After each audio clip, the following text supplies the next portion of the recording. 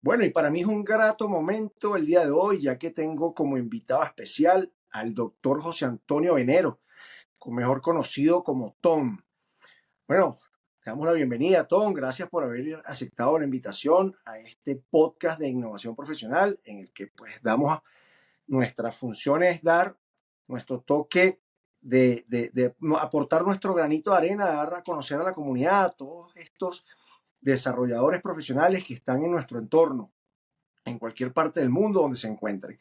Y en este caso, pues a la gente de Texas que tiene la oportunidad de contar con tu servicio profesional, como tu bufete de abogados aquí. Bienvenido, Tom, ¿cómo estás?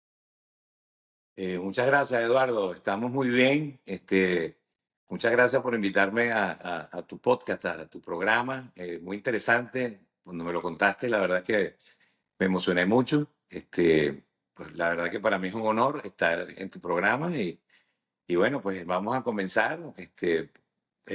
Pendiente para contestar tus preguntas y para Por siempre supuesto. aportar mi granito de arena a todo lo que pueda para la comunidad no solamente venezolana, sino también la comunidad latinoamericana en general, los hermanos latinoamericanos especialmente. Por supuesto que sí, Tom, por supuesto que sí. Bueno, primero vamos a tratar de conocer un poco esos inicios de Tom. ¿Dónde estudió Tom leyes? ¿Dónde se hizo José Antonio Venero, doctor, abogado? Bueno, mira, eso es 1900.com. Mira, yo empecé, la verdad es que es una historia larga, ¿no? Porque yo voy a empezar a hablar de mi papá, mi gran inspiración, ¿no? Mi papá, el doctor José Antonio Venero Domínguez, abogado, 1962, eh, se hizo abogado en Venezuela, y entonces él fue mi gran inspiración. Él está vivo todavía, tiene 87 años, está vivo. Fue juez en Venezuela, fue profesor de leyes. Entonces él, sin darse cuenta, él me inspiró, ¿no? Me inspiró desde niño el amor por la justicia. Entonces yo crecí en las salas, en los salones de clase de la Facultad de Derecho de la Universidad de Carabobo.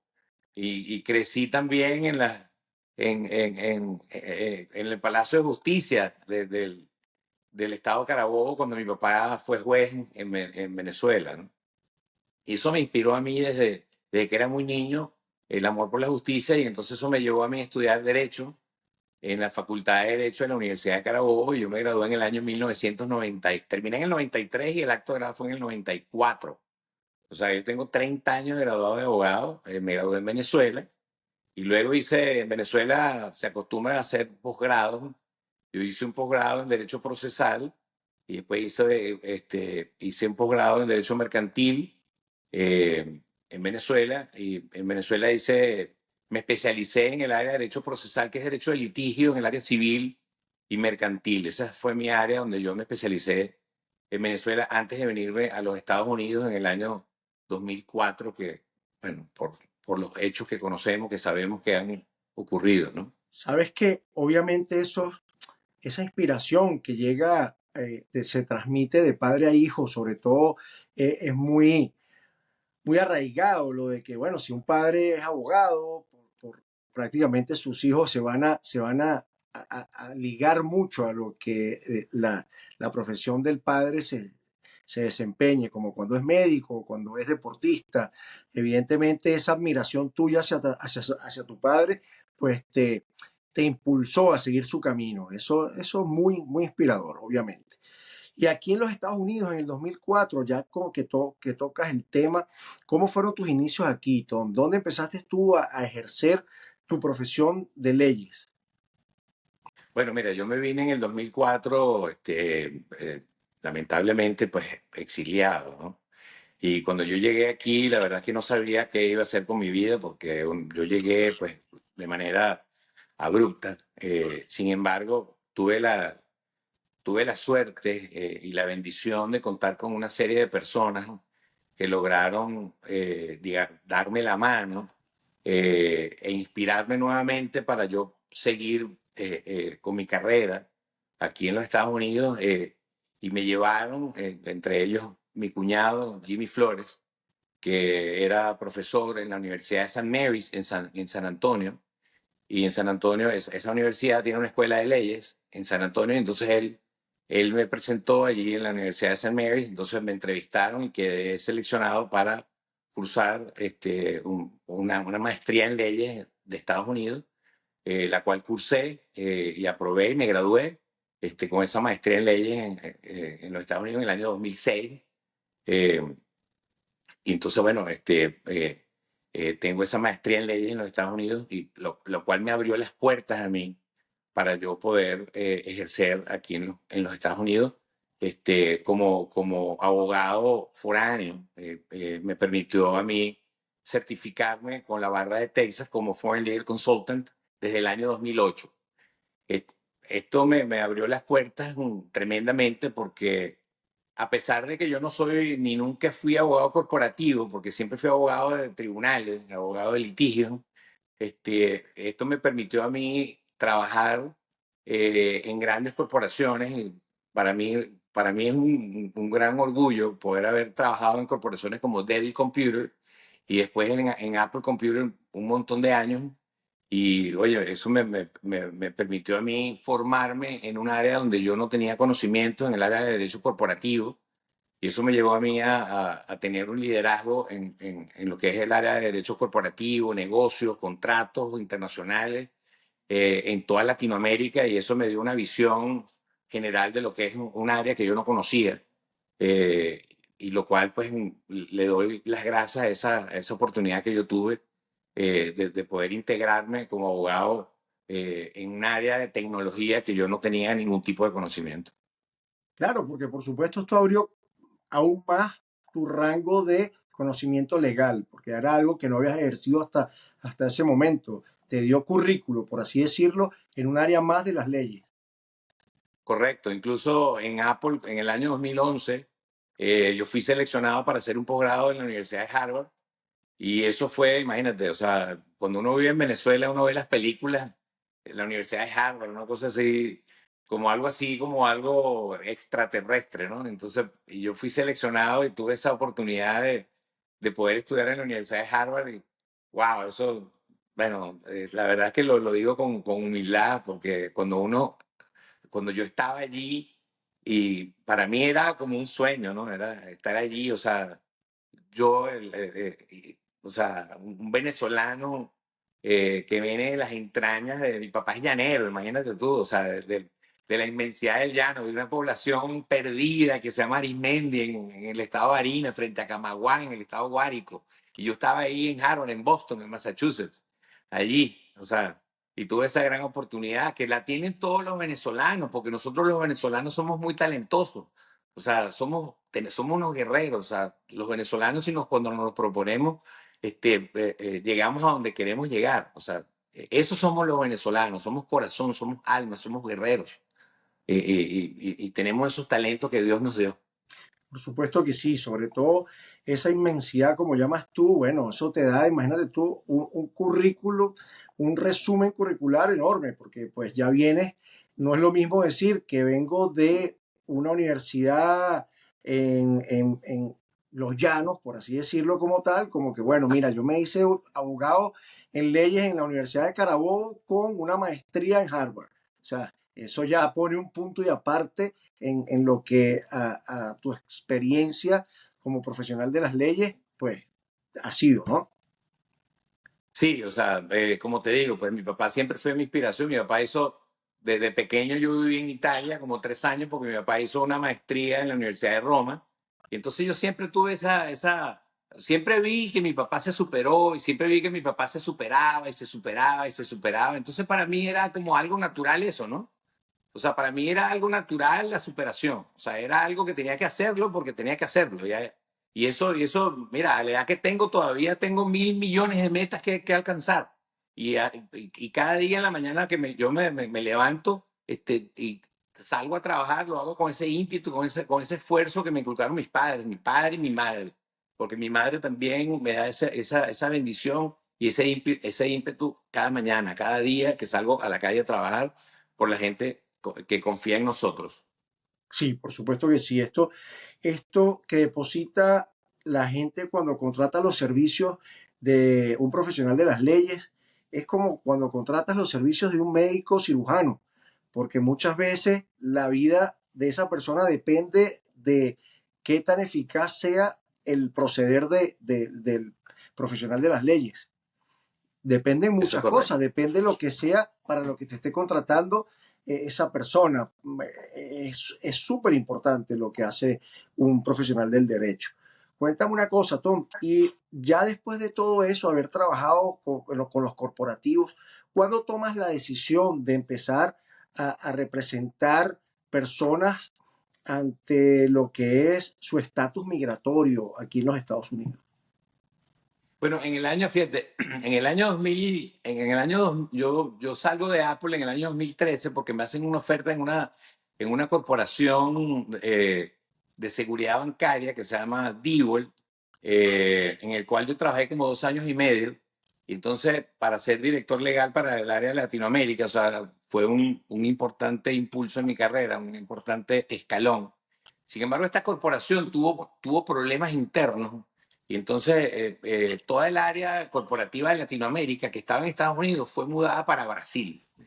Y entonces eh, yo salgo de la corporación y entonces tuve un momento para pensar en mi futuro, qué quería hacer, si quería seguir siendo abogado corporativo, si quería seguir trabajando dentro de corporaciones o quería volver a esa esencia mía como abogado independiente, como abogado emprendedor que yo siempre fui, porque en Venezuela yo formaba parte de un escritorio muy importante que se llamaba Escritorio Villalba y Asociados, pero a la vez tenía mi propia firma. Y entonces yo siempre fui muy emprendedor, siempre lo he sido. Me gusta emprender, me gusta organizar, me gusta crear. Y entonces, en ese entonces, que fue más o menos en el año 2015, estaban empezando a llegar por olas, o sea, los venezolanos. Entonces, recuerdo que comenzaron muchas personas a pedirme ayuda. Y yo, en realidad, al principio, pues lo hice, mira, a- a- lo hacía ayudando más que toda mi familia. Ayudaba a mis primos, ayudaba a la gente que estaba llegando, ¿no? Entonces, la gente empezó a preguntarme que si no los podía ayudar. Entonces, bueno, con esa idea yo fui, la hija mía, Oriana, estaba estudiando leyes, entonces yo tenía la idea de crear una firma con Oriana que venía en la cola, y entonces empecé yo a crear o sea, creé la firma, contraté abogados que me ayudaran, abogados americanos que me ayudaran en esta empresa cuando digo empresa es porque es una empresa de emprender, una ayuda, una idea. Y esto fue creciendo y fue creciendo y fue creciendo y ya tenemos, wow, creo que son 8 o 9 años en esto, ¿no? O sea, en este bonito sueño que se llama Venero Law.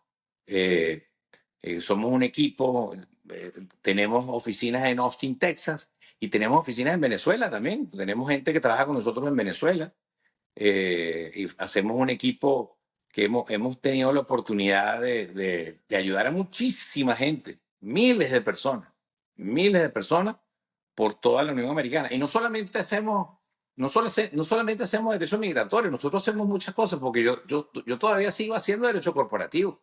Y yo como abogado venezolano sí hago derecho venezolano. Nosotros, aquí hay un montón de gente en Estados Unidos que necesita ayuda en Venezuela. Y yo tengo oficinas en Venezuela, entonces yo hago derecho venezolano, porque, o sea, mi licencia como abogado en Venezuela está vigente. Y entonces yo hago derecho venezolano, los abogados que trabajan en la oficina hacen derecho americano. O sea, realmente es una firma global lo que nosotros hacemos. Sí, Entonces, ya tú estás a un nivel, obviamente, de lo que es la dirección general de tu buffet. Tú manejas las piezas del buffet, ya pues obviamente dependiendo de la necesidad de los casos, obviamente. correcto, correcto. Por supuesto que el hecho, mira, el hecho de que yo fui entrenado en la parte más que todo procesal probatoria. Eso, pues yo me siento con mi equipo y digamos que esa experiencia que yo tengo, pues se la transmito. Yo le hago mentoría con mi equipo porque es un trabajo en equipo, o sea, no es José Antonio Venero solo. O sea, no es José Antonio Venero quien hace las cosas, es un equipo completo de profesionales que trabajamos allí. O sea, decir que José Antonio Venero hace las cosas solo sería el egoísmo más grande del mundo, porque eso no es verdad. O Claro. sea, o sea, de hecho, Oriana, la hija mía, es quien es la verdadera dirigente de la parte legal aquí en los Estados Unidos, en esa firma, ¿no? O sea, Oriana se graduó de leyes en la Universidad de Florida, en la Escuela de Leyes de la Universidad de Florida, y es una aguerrida abogada que dirige sobre todo la parte aquí en los Estados Unidos. O sea, yo a estas alturas, pues yo dirijo, hago la parte gerencial de la firma. Y trabajamos en equipo en las decisiones y trabajamos todo lo que es la atención al público y la atención al cliente, que es, como tú dijiste en un principio, nosotros los abogados somos como los médicos. O sea, mira, cuando alguien contrata a un abogado, es una tarea ardua identificar al abogado que tú realmente piensas que te va a ayudar en la solución de tu problema, porque no todos los abogados somos iguales, no todos los abogados estudiamos igual, no todos los abogados le ponemos el mismo corazón. No todos los abogados tenemos la misma intención de resolverte el problema. La persona tiene que identificar realmente quién es el abogado que te va a solucionar el problema. No es el abogado, o sea, igual que el médico, o sea, no todos los médicos tienen la misma habilidad para, para, para, para resolver el problema, ¿cómo se llama? Un problema de cirugía. No todos los abogados, igual que no todos los mecánicos tienen la misma sapiencia para arreglar un carro. Lo mismo somos los abogados. Tú tienes que saber a qué abogado vas a contratar. Por eso que muchas veces tú le dices a un cliente, mira, necesito sentarme contigo para saber cuál es tu problema y entenderlo. Y el cliente también necesita sentarse con el abogado para saber si ese es el abogado que él quiere contratar o no. Claro, Y entonces sentir a que haya veces, primero, que haya un feeling entre el defendido, el cliente y su abogado, obviamente. Que haya una interacción de identificación de, sí, yo como abogado identifico tu necesidad y tú como cliente que necesita ser representado, confías en la persona que te da esa confianza, ese feeling. claro, es que fíjate, a mí me pasó también cuando yo llegué aquí a Estados Unidos en el año 2004. Mira, yo me senté como con 7, 8 abogados y yo enseguida me sentaba con un abogado y me daba cuenta que ese tipo no servía. Me daba cuenta y me levantaba y me iba. Yo le decía, mira, ya. O sea, en 10, 15 minutos me daba cuenta que el tipo no servía. O sea, o sea, lo hice como con 7, 8 hasta que me senté con uno que me di cuenta, Tú este es el como abogado que abogado me va a sabes representar. identificar ese preciso profesional que te inspira esa confianza.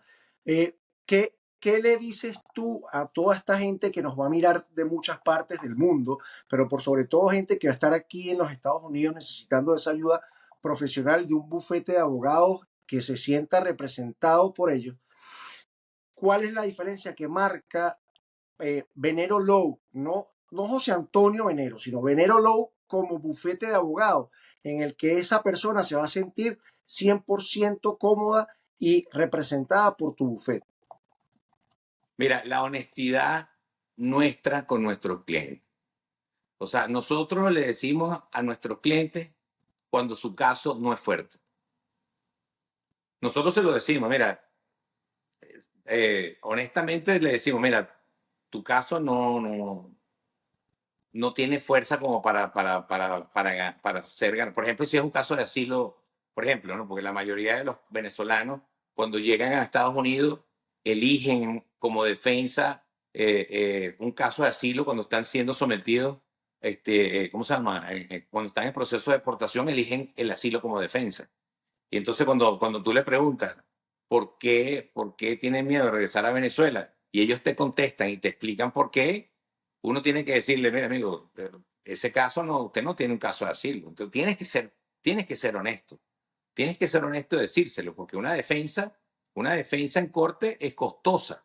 Y entonces tú no le vas a decir a la persona que va a ganar cuando sabes que no va a ganar. Ahora, yo no puedo hablar por los demás, pero yo no sé si hay abogados que toman el caso simplemente por... Y ahí es donde la persona tiene que saber. y tiene que identificar cuando el abogado lo que quiere es simplemente pues tomar el caso por tomarlo. Pero si el abogado te dice, mira, tu caso no está suficientemente fuerte, ya el abogado está siendo honesto, ya el abogado está siendo honesto. Y entonces allí tiene la persona, ahí empieza a evaluar la honestidad del abogado. Es en ese momento cuando la persona comienza a evaluar la honestidad del abogado. Puede ser que una persona concretamente que se sienta identificada con la honestidad del representante que tiene al frente o que quiera solo escuchar la parte buena, porque obviamente eso también influye. Eh, eh, para una persona, quizás el escuchar de un profesional del derecho que tu caso no procede, eso quizás le puede hacer un cortocircuito en su cabeza y decir, no, yo necesito buscar a alguien que me diga lo contrario. En vez de mirar el positivo, lo positivo que es que le estás dando una evaluación de un criterio profesional honesto y buscar qué otra alternativa tiene esa persona para poder ser justificada su presencia en el país. Bueno, eso es muy importante porque fíjate que muchas veces los abogados a veces, yo lo sé porque lo he escuchado de muchas otras personas que me han contado. Hay abogados que no se toman el tiempo suficiente en las entrevistas para hacer esa investigación. Y a mí me pasó también. O sea, en 10 minutos te dice, mira, tu caso no sirve, ya se levantan y se van. Y no se toman el tiempo de investigar si la persona, por ejemplo, es candidata, por ejemplo, para una visa profesional, por ejemplo, ¿no? Para una visa EB2NIW, por ejemplo, que si la persona, por ejemplo, es una persona que es científica, es una persona que tiene TPS, que puede eventualmente aplicar a esa visa y puede luego hacer un ajuste de estatus. O sea, pero eso es la labor del abogado, porque la labor del abogado no es una labor autómata, como de robótica, es una labor científica también, es una labor de ingeniería jurídica, es una labor de ingeniería, pues de ingenio, es de ingenio. Para eso eres abogado, para eso tienes el entrenamiento, para eso tienes una sapiencia que te ha dado la experiencia, el estudio para poder ayudar a esa persona, porque, o sea, las profesiones las tenemos es precisamente para servir a la comunidad. Para eso son nuestras profesiones, sobre todo la profesión del derecho, que es una profesión social. Y más, por ejemplo, en el área de inmigración, que es absolutamente una profesión donde tú sirves a una persona que está transitando un camino de derechos humanos. Por supuesto. Para todas estas personas que van a estar no solo en el estado de Texas, sino en toda la Unión, cuéntanos, Tom, tú tienes representación en toda la Unión, ¿correcto? Bueno, fíjate, en derecho migratorio es un federal, ¿ok? O sea, los abogados que conforman Venero Law, con tener una sola barra, con tener una sola barra, pueden trabajar en cualquiera de los estados. Por ejemplo, Oriana, que tiene la barra de Texas, puede trabajar en Nueva York, puede trabajar en California, puede trabajar en Florida, puede trabajar en Puerto Rico, puede trabajar en Kansas, puede trabajar en Oklahoma. O sea, puede trabajar en cualquiera de las cortes de inmigración de los Estados Unidos, porque es materia federal, ¿ok? Eso es migración. Otro tipo de áreas ya es otra cosa, pero como estamos hablando, por ejemplo, en materia migratoria, con una sola barra puede representar a cualquier persona en cualquier corte de los Estados Unidos. Y ahora mismo Venero Law se especializa únicamente en casos para, para el derecho de lo que es temas migratorios o representa algún caso de otro tipo de índole profesional de la ley. Fíjate, nosotros queremos abrir el área de defensa criminal, ¿ok? Queremos abrir defensa criminal en Texas, ¿ok? No hemos podido hacerlo, no hemos podido hacerlo porque la verdad es que, o sea, es banda ancha el problema migratorio, ¿no? O sea, te llega y te llega y te llega más clientela y te llega. Entonces, no hemos podido realmente, digamos que eso es una tarea pendiente que yo tengo, ¿ok? Abrir defensa criminal, porque queremos hacer defensa criminal, Venero Law haciendo defensa criminal en el estado de Texas, sobre todo en el área de Travis County, porque eso sí es más local, ¿no? Eso sí es más local. pero todavía no ha abierto. O sea, yo calculo que ¿Tú o sea, necesitas una barra especial para tramitar los casos de defensa criminal o es algo solamente burocrático lo que es ese cambio de una defensa a nivel eh, migratorio para cambiar luego a lo que es defensa penal como tal? no, no, no, nada, nada. O sea, solamente tu licencia del estado de Texas, solamente. Solamente. No necesitas nada, nada en nada, nada adicional. Nada, Sí, nada bueno, adicional. eso lo que quiere decir es que con tu mismo bar, tú puedes representar, en el caso que sucediera, eh, tanto a alguien que está buscando una ayuda por tema migratorio como puede ser por tema jurídico o tema judicial, ¿correcto? Eso es correcto, o sea, eso es correcto. Aquí en Estados Unidos hay otra barra, por eso no, o sea, lo voy a mencionar solamente a título, digamos, informativo, ¿no? Hay una barra que es especialmente para cuestiones intelectuales, ¿ok? De propiedad intelectual, que es la barra de patentes, pero para eso necesitas tú tener un background científico. Por ejemplo, necesitas ser ingeniero, necesitas ser científico, necesitas ser médico, necesitas ser químico, físico, algo de eso. Entonces, no cualquiera puede presentar esa barra. Pero entonces eso es otra cosa, ¿no? Eso Eso es ya viene para cuando siendo vas a para trabajar para para los copyright, patentes y todo ese tipo de cosas, ¿verdad?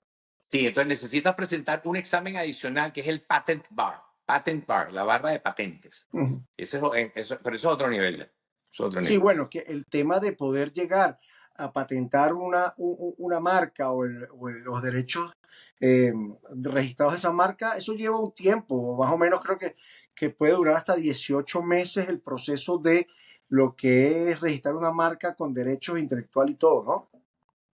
Sí, eso, por ejemplo, cuando un abogado logra pasar el patent bar, entonces queda habilitado para litigar ese tipo de situaciones, ese tipo de casos y para trabajar en otro tipo de situaciones donde el abogado solamente con la licencia por ejemplo, la licencia de Texas no puede, no tiene el permiso legal para trabajar ese tipo de cosas. Sí. Pero eso es Bueno, otra ya, cosa mucho más compleja, mucho por más compleja. supuesto. Ya hemos descubierto la parte profesional de Tom. Ahora queremos, ¿qué te apasiona en el deporte? Ahorita que estamos con todo el tema de Mano Tengo Fe, que sé que tú has estado detrás de todo, de toda esta campaña bonita de la Vinotinto, dejándonos nuestro nombre en alto aquí. ¿A qué juegos llegaste a ir? Cuéntanos, Tom. Bueno, mira, fui al juego de la Vinotinto en San Francisco, en Santa Clara. Casualmente allí es donde yo trabajaba cuando trabajé con Apple. Apple queda en Cupertino, que es en la misma área de Santa Clara. Y entonces, pues para mí era para mí era conocida esa zona, ¿no? O sea, fue volver a un sitio donde había ido muchas veces, donde jugó con Ecuador y ganamos ese juego. Quería ir al juego contra México, pero realmente no se me dio la oportunidad, tuve que regresar porque tenía trabajo. Fui al juego, obviamente, aquí en Austin contra Jamaica, que lo ganamos también. Fui a ver al juego de Argentina contra Ecuador, porque quería ver a Messi, que nunca lo había visto, o sea, quería ver al GOAT. Fuimos y lo logramos ver. Y nos fuimos en maratón ayer, fuimos a ver al juego de la Vinotinto contra Canadá y bueno, o sea, no logramos pasar, pero bueno, la verdad que fue una experiencia formidable. Has vivido la Este, euforia de esta primera fase de grupo en la que Venezuela pues consiguió ir invicto con 9 puntos, ¿no? Sí, de hecho por eso estoy ronco todavía, porque venía de gritar y gritar y gritar, y la verdad es que la pasamos muy bien, la pasamos muy bien. 50.000 almas pegando gritos bajo una consigna, algo emocionante, ¿no? Así es. Pero fíjate que, mira, desde niño siempre, o sea, yo jugué béisbol toda mi vida. De hecho jugaba muy bien. Mi papá, fíjate, en eso sí no me apoyó, mira, en las cosas del deporte nunca me apoyó. Yo jugué béisbol y la verdad que jugaba muy bien béisbol, muy bien, pero no me apoyó. Hice artes marciales toda mi vida también. Yo soy cinturón negro, segundo dan, en karate de Shotokan. Hice muchos años karate. Juego golf, soy muy malo jugando golf, pero me gusta muchísimo, pero soy muy malo jugando golf. Este, y bolas criollas, bueno, soy un fanático de las bolas criollas, la verdad que sí. De verdad que sí, toda la Tú vida fui sabes un fanático que de bola de el tema criollo. del golf, para los que hemos jugado béisbol, pues al principio a mí me ha sucedido que uno viene con su mente el swing de batear la pelota de béisbol, ¿no? Y pues Totalmente distinto. evidentemente eso te da un fallo total. Yo recuerdo la primera vez que fui Total. a jugar golf, me sentía avergonzado porque veía que todo el mundo golpeaba bien la pelota y para mí era frustrante que yo le daba con el alma y ¡pum! No la movía. Y yo decía, wow, ¿qué es esto, no? Sí, es que el La golf, técnica es aunque parece, totalmente distinta. sí, tiene un swing totalmente distinto. Y hay que cambiar el switch cuando vas por el golf y con respecto al béisbol. No, a mí me gusta mucho el fútbol, pero bueno, yo jamás en la vida lo jugué. Porque en mi generación, no sé, el fútbol era de colonia, ¿no? O sea, los italianos, los españoles, los portugueses jugaban fútbol. Yo no jugaba fútbol, yo jugaba era béisbol. O sea, nosotros jugábamos en cualquier rincón, chapita, no sé qué, o sea, palito de béisbol, no sé qué, pelotica de goma, lo que sea, pero fútbol sí no jugábamos. Yo nunca jugué, Bueno, nunca Venezuela jugué también fue mucho en fútbol. esa época, bueno, cuando no existía toda esta tecnología, que obviamente ha sido un enganche total para las nuevas generaciones. eh, para la época en la que nosotros quizás de muchachos en Venezuela, yo recuerdo eh, se jugaba lo que había de temporada, porque si había temporada mundial, todo el mundo jugaba fútbol. Si había la temporada de básquet, todo el mundo jugaba básquet. La de béisbol, evidentemente, pues béisbol, todo el mundo jugaba béisbol, pero había la temporada de trompo, metra, perinola, todo, papagayo, ¿sabes? Había muchísima actividad. Uno siempre estaba ocupado. No, mira, lo mío era béisbol todo el año. Nosotros jugábamos, mira, yo tenía un grupito que nosotros jugábamos béisbol todos los días jugábamos béisbol, todos los días, y nos agarramos a golpes, pues aquí es muy organizado, ¿no? Los papás llevan a los muchachitos a los campos que están todos bien peinaditos, bien. Nosotros jugábamos en la calle, tú sabes, ¿no? ¿Cómo se llama? Las caimaneras, o sea, pura Caimaneras. caimanera. Eso terminaba todo el mundo corriendo a trompar, llegaban los malandros y nos robaban los guantes. Tú sabes cómo eran las cosas de esa época. Es que culturalmente es totalmente distinto. Yo recuerdo, obviamente, como jugador también de béisbol, tipo Caimanera, muchísimo, y después ya a cierta edad, ya más organizado, eh, igual con mi hijo desde muy chiquito con el tema del béisbol, cuando lo empecé nos mudamos a los Estados Unidos, que él empezó a jugar béisbol organizado aquí con la Little League, para mí era un choque brutal que se celebrara los ponches, que se celebrara las Increíble, malas ¿no? jugadas. Era algo como que no Sí, importa. Entonces, el contraste de la diferencia en Venezuela. En Venezuela, un niño desde muy pequeño ya tú le marcas esa diferencia de que si no te ganas el mérito de la posición, del turno al bate y todo eso, tú estás sentado. sí. Aquí no, aquí se aplaude. Yo veía a los entrenadores y a los padres Good festejando un swing, ponche. good swing, good swing. Good swing, good eyes, good ponche, don't worry. O sea, yo decía, wow, un poco frustrante al principio, pero bueno, eso Parte de la evidentemente cultura. es parte de la cultura, exactamente. Es parte de la Sí, cultura.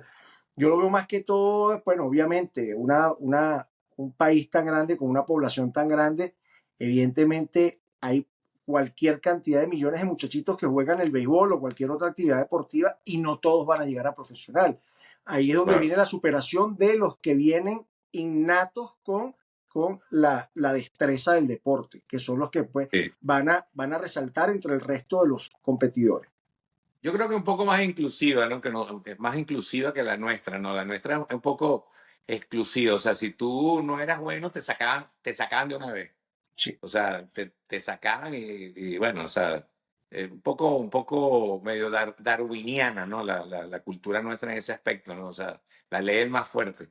Pero bueno, eran cosas que eran propias de aquella época, un poco que tenías tú que meter un poco la ley del codo, un poco, ¿no? O Bueno, sea, o sea, no yo sé creo que ahora, hoy en ¿no? día todavía el tema deportivo en Venezuela sigue siendo de supervivientes, como que si no eres muy bueno, no sobrevives en ese mundo de gente que lucha, ve el deporte como la manera de poder surgir como una profesión que te va a llenar de lucros, ¿no? Sí. Tú sabes que hablando un poco de Venezuela, quería hacer un comentario interesante, ¿no? Tú sabes que tú sabes que hace el año pasado a mí me nombraron vicepresidente de la Comisión de Derecho Migratorio del Colegio de Abogados del Estado Carabobo. Y entonces esa comisión quedó disuelta un poco porque hay un golpe de Estado que dio el Tribunal Supremo a través de una sentencia y disolvió la junta directiva que había sido electa. Pero bueno, no voy a entrar en eso, ¿no? Lo cierto es que un grupo que trabajamos allí, seguimos trabajando juntos y entonces estamos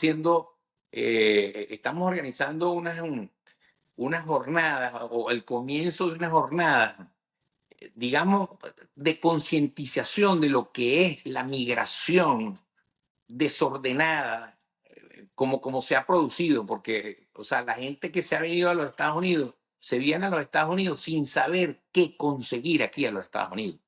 Y entonces vienen a engrosar un campamento de pobreza extrema aquí en los Estados Unidos. Y entonces, oye, la verdad es que es bastante complicado emigrar de esa manera, ¿no?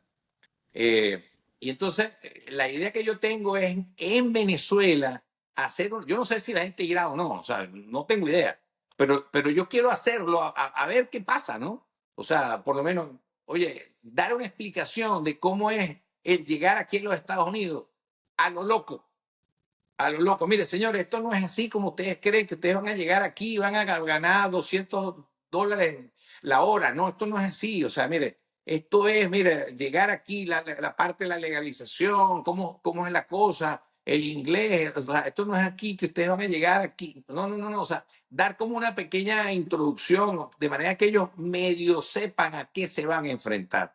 Porque ellos llegan aquí a los Estados Unidos, o sea, el venezolano o vamos a hablar de los venezolanos que somos digamos que el grupo etario al que nosotros pertenecemos. Y no saben a qué se van a enfrentar, porque la verdad es que la información que ellos manejan allá es prácticamente nula. O sea, a mí me llaman, mira, hasta familiares míos, me dicen, primo, ayúdame a irme. Y yo no hallo qué decirles. Yo no hallo qué decirles. No hallo qué decirles, en serio. Oye, pero ¿cómo te vas a venir? No, me voy a ir por la selva.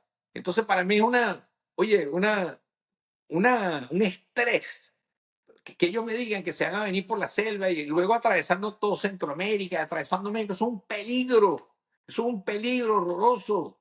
Y luego venir aquí a los Estados Unidos, enfrentarse a toda la situación legal, a la incertidumbre, o sea, y luego llegar aquí y ser, o sea, no saber qué hacer con tu vida aquí en los Estados Unidos. O sea, es un grave problema. Es un grave problema porque no es llegar y llegar solamente por llegar, porque luego, ¿qué vas a hacer? Claro. ¿A dónde vas a vivir? ¿Tienes red de apoyo? ¿Quién te va a ayudar?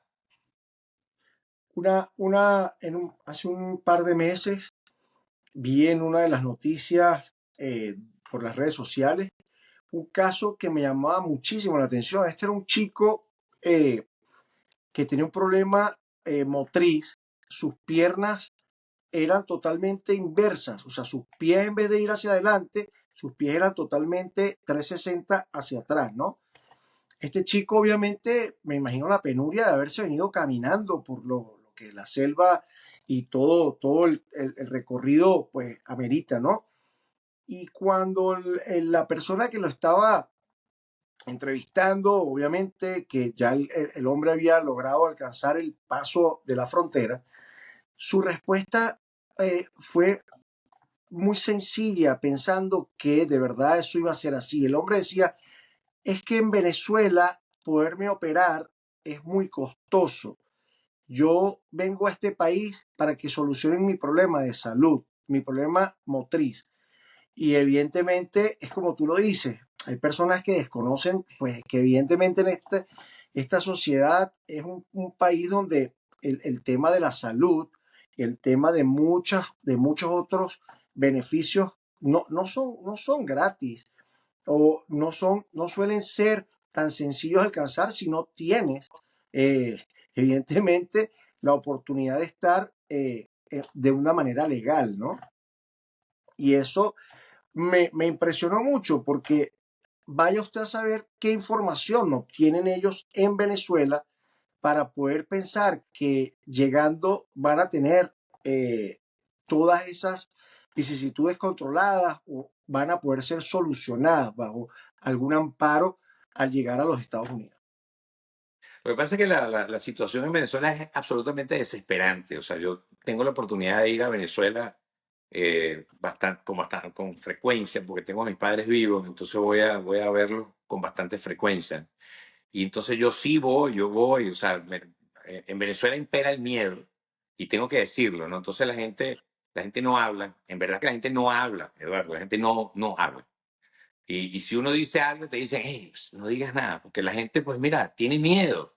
O Mm. sea, hay que decirlo, la gente tiene miedo, tiene miedo. Entonces, y bueno, la situación es desesperante porque simplemente no hay donde trabajar, porque simplemente el aparato productivo desapareció. Entonces no hay aparato productivo, pues no hay empleo. Y entonces la gente pues simplemente no tiene de dónde sacar dinero, pues, o sea, hay las remesas, pero no es suficiente. Entonces la gente no haya de dónde vivir, y entonces tienen que irse obligados por las circunstancias. Tenemos 25 años de desinformación, y entonces la gente pues se va simplemente con la información que medio les llega por las redes sociales, o porque alguien le dijo, un vecino se fue, o el primo, o el tío, o el hermano se fue, porque realmente es algo desesperante. O sea, mira, mira, ayer habían 50.000 venezolanos en ese estadio. O sea, yo pensaba, coño, ¿cómo carajo? Y me perdonas que acabo de decir una mala No, palabra, ¿no? tranquilo. Pero, oye, ¿cómo es posible que hay 50.000 venezolanos aquí? ¿Pero por qué? ¿Por qué habemos 50.000 venezolanos aquí? Deberíamos estar todos en Venezuela.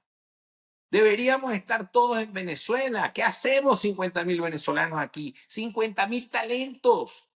50.000 talentos aquí. ¿Ah? Solo Es en un, ese es un, estadio, porque pues la cifra oficial, yo creo que nosotros como país migrado que ha hecho un éxodo hacia este lado del mundo, a este país, yo creo que en total debemos estar rondando ya sobre el millón, cercano a los 2 millones. Sí, yo creo que pasamos, sí, sí, pasamos el millón largo. Pero imagínate tú que, o sea, que fuimos 50.000 a un juego, Un juego, sí. a un juego de fútbol. O sea, lo que te quiero decir es que si fuimos 50.000 es porque tenemos que ser 1,5 millones aquí por lo menos, Sí, ¿no? O sea, sí, sí. esas cifras son indescifrables. En este momento no hay nadie que las maneje. Pienso yo entre 1 y 1 millón o No, y sea, sobre todo que ¿cuántos venezolanos obviamente hay por fuera? la migración es descontrolada, pues el paso fronterizo no tiene un chequeo eh, exacto de la cantidad de personas que cruzan corriendo la frontera o de otra manera, ¿no?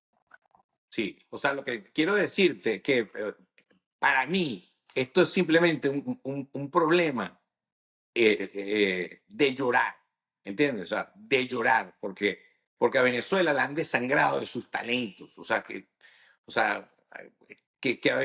estemos 10 millones de venezolanos afuera, la han dejado sin talentos, sin sus talentos para desarrollarse. O sea, wow, o sea, impresionante. Debería esto parar, pero no va a parar, no va a parar.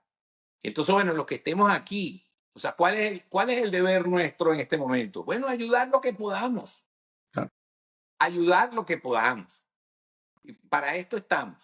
Y Pero, o replicar sea, las cosas buenas de los talentos que nos conseguimos en este gran país y en algunos otros, porque lamentablemente hay una campaña de hacer viral las cosas feas más que las productivas. O sea, tenemos mucho talento haciendo cosas excepcionales, un potencial humano de origen venezolano haciendo cosas increíbles aquí en el mundo entero, pero lamentablemente nosotros quizás hemos replicado, viéndolos por estas redes sociales, casos muy feos de venezolanos portándose de manera inadecuada.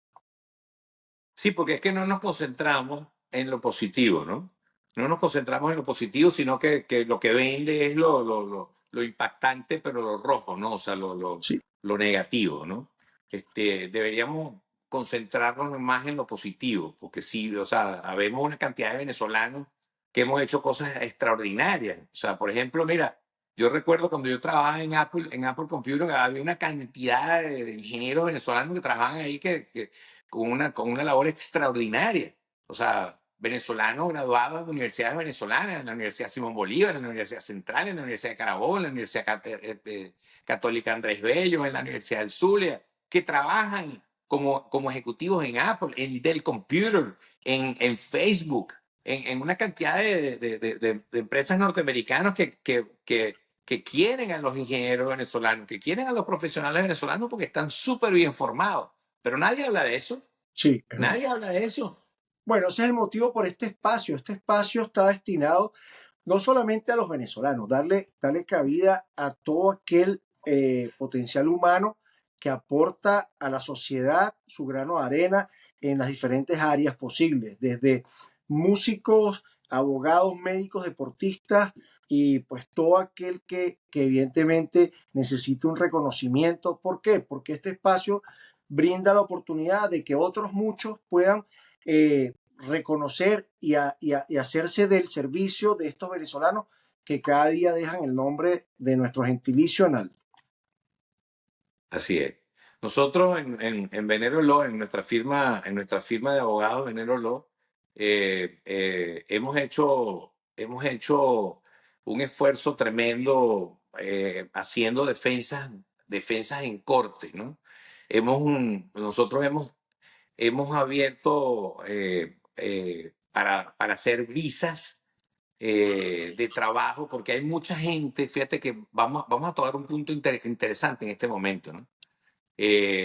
Más o menos en el año 2013, 14, empezaron a llegar muchos venezolanos que pidieron asilo, llegaban con visa y pedían asilo, lo que llaman asilo afirmativo.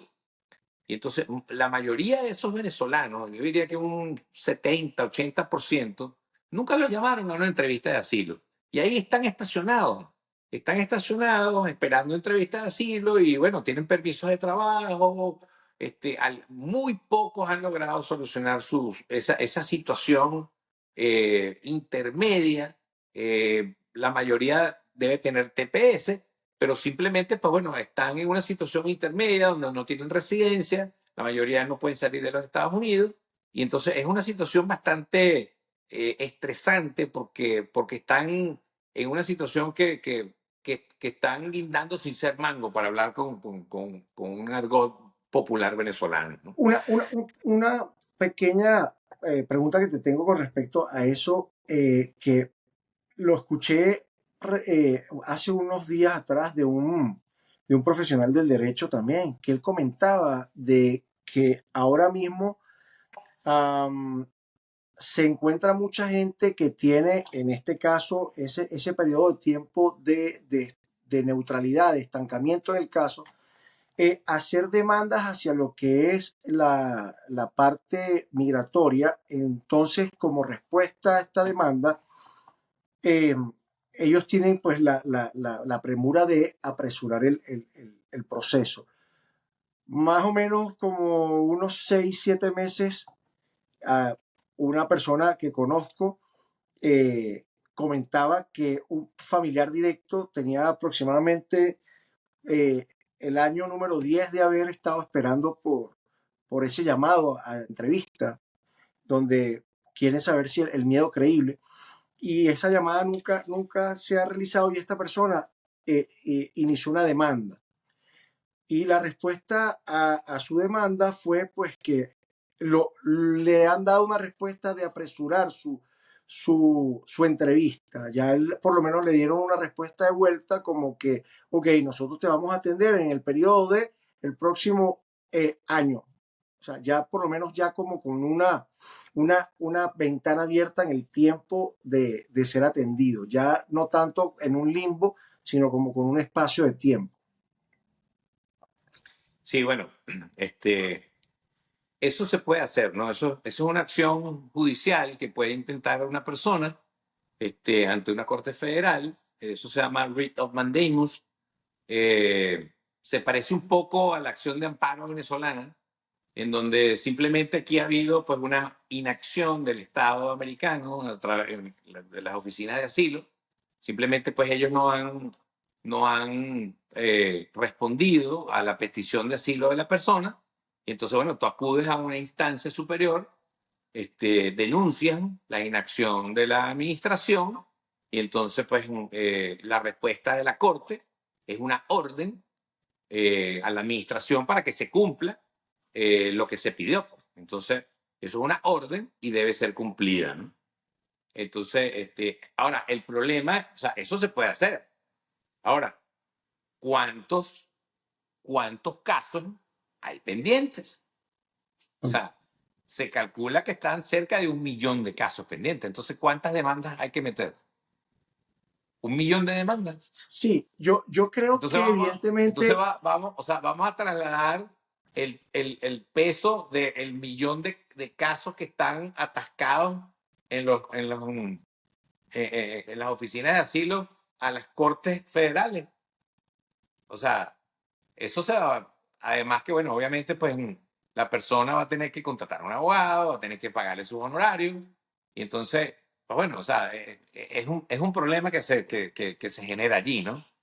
Eh, Hay muchas personas, obviamente no todo el mundo puede hacer eso porque es complejo hacerlo, pero hay muchas personas que realmente tienen o están en capacidad de hacerlo porque tienen un momento importante en su vida, como que, o sea, están en el momento y en el lugar indicado para pedir, por ejemplo, una certificación laboral. Tienen un buen trabajo, tienen un patrono que eventualmente pueda ser su patrocinante y pueden hacer una certificación laboral.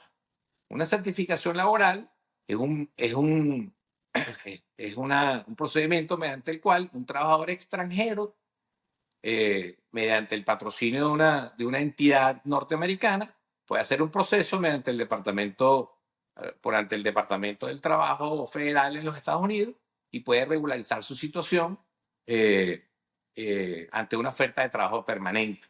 Eso es una posible solución que eventualmente una persona con TPS pudiera lograr. Ahora, no todo el mundo tiene trabajo fijo, no todo el mundo tiene un patrono dispuesto a ser su patrocinante, pero hay muchas personas que eventualmente están en el momento adecuado y en el lugar adecuado. Y es tal vez momento para explorar ese tipo de circunstancias. Y hay personas que han logrado solucionar su problema migratorio a través de una certificación laboral para ellos y para sus familiares. Porque eso al final termina en un ajuste de estatus y en una residencia permanente. O sea, pudieran tener esas dos alternativas. O sea, yo esto obviamente pues no es una, ¿cómo se llama? Esto no es en un programa, en un podcast, pues esto no constituye ningún tipo de asesoría legal, por supuesto, ¿no? Esto es claro, simplemente un comentario. comentarios, sí. Un comentario, yo le diría a cada uno de las personas que nos está escuchando que consulten con sus abogados, que consulten con un abogado, soliciten una consulta con un abogado para ver si ellos califican para este tipo de situaciones que ellos eventualmente pudieran tener. Ojalá que este comentario pues le sirva a muchas personas Claro, este, bueno, y a que les va a lo servir porque largo y ancho de los Estados evidentemente Unidos. cualquier persona que esté escuchando este programa y tenga la inquietud de contratar a un profesional del derecho, pues tiene la oportunidad de contactar con tu bufete de abogado. Nosotros estamos a la orden, o sea, nosotros estamos a la orden, pueden comunicarse con nosotros. Sí, obviamente aquí en este espacio vamos a dejar todos los detalles de cómo las personas pueden hacer contacto con el bufete de abogados de Venero Low. Otra consulta, Tom, que a lo mejor a mucha gente le va a ayudar con respecto a informativo, ¿no?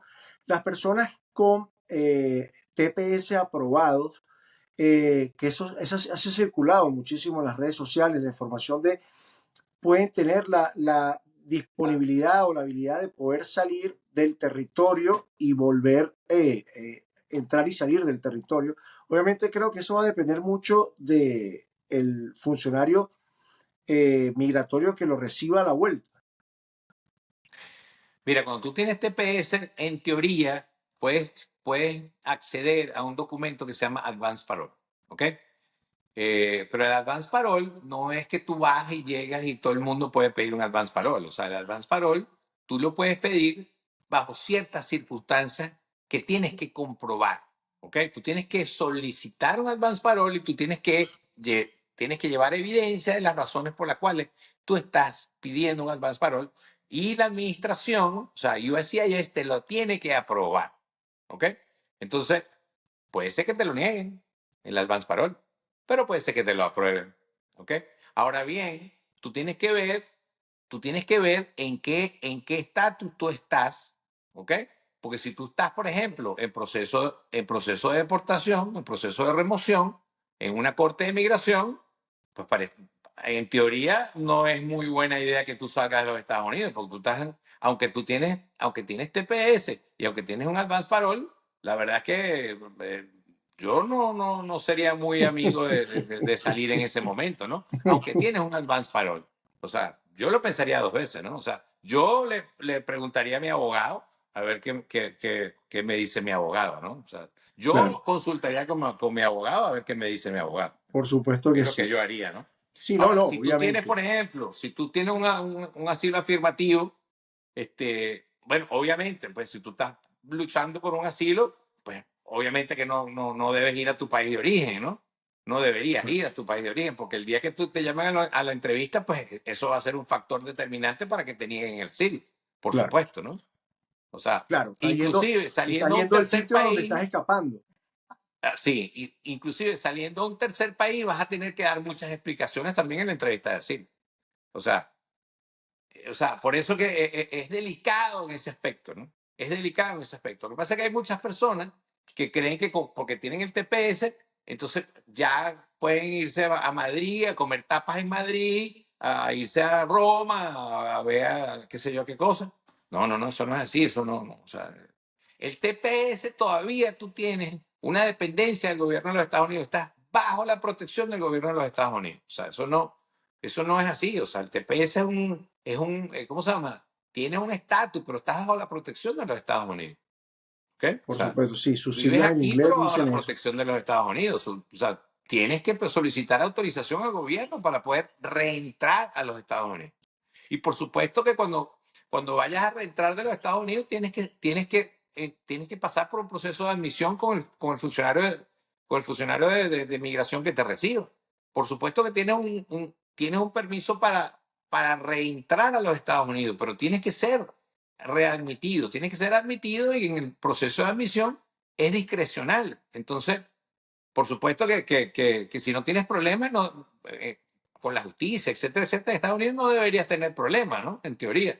Sin embargo, siempre es discrecional. Siempre es discrecional.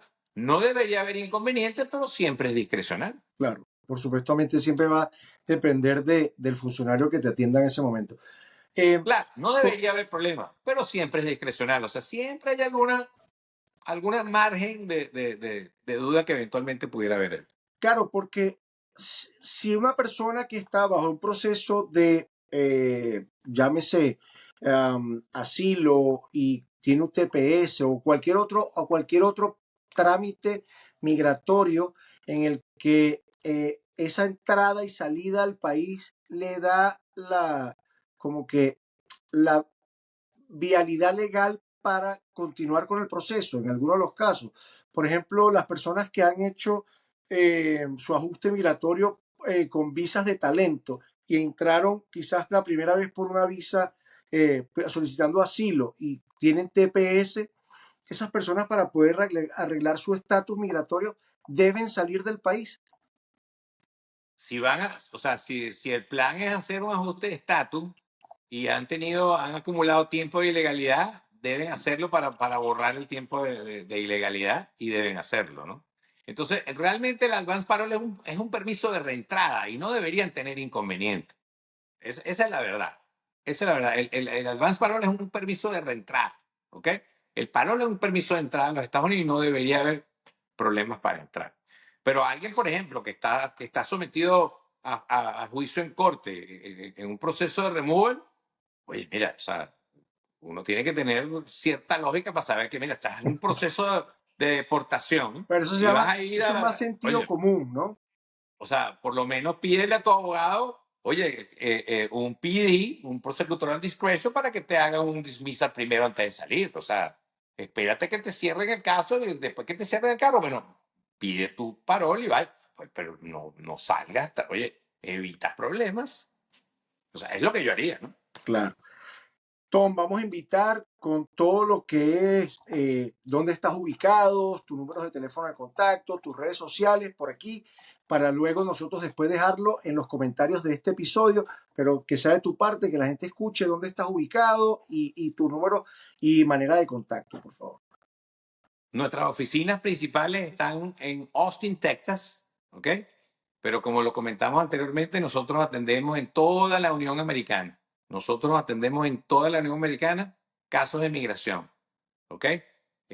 Porque como lo comentamos anteriormente, migración es materia federal y eso nos faculta para atender en todos los estados de Estados Unidos. Igualmente, nosotros atendemos casos de leyes venezolanas, por supuesto, pues que atendemos a través de nuestro bufete y tenemos nuestro bufete en Venezuela también abierto para materias que podamos nosotros atender, que ustedes tengan a ver que nosotros podamos atenderle allá. Nuestro teléfono máster es 512-461-4723. Repito una vez más, 512-461-4723. La página web la tenemos aquí. La página web es www.venerolaw.com. law.com. En Instagram estamos en @venerolaw.com. También en Facebook igual venerolaw.com.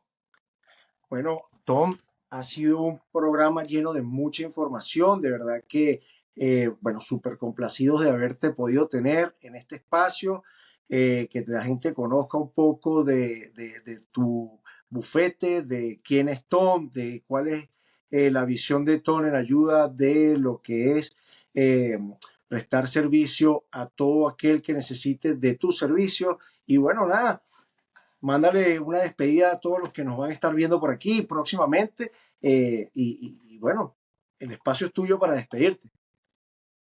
Bueno, yo agradezco mucho a todas las personas que han compartido con nosotros el día de hoy. Para mí no es un placer, para mí es una obligación moral ayudar a mis paisanos. O sea, ojalá pudiera yo estar ayudando verdaderamente en Venezuela, porque es algo que me enseñaron mis padres, que me enseñaron en mi colegio. Yo estudié en el Colegio Don Bosco de Valencia, en donde te enseñan a ser buen ciudadano, y buen cristiano y buena persona. Es todo lo que tengo, para eso vivo, ¿no? Para prestar servicio y para eso estamos. O sea, le mando bendiciones a todas las personas que nos han observado el día de hoy. Gracias, Eduardo, para ti, para tu familia, que los estimo tanto desde hace tantos Igual, años. igual, igual.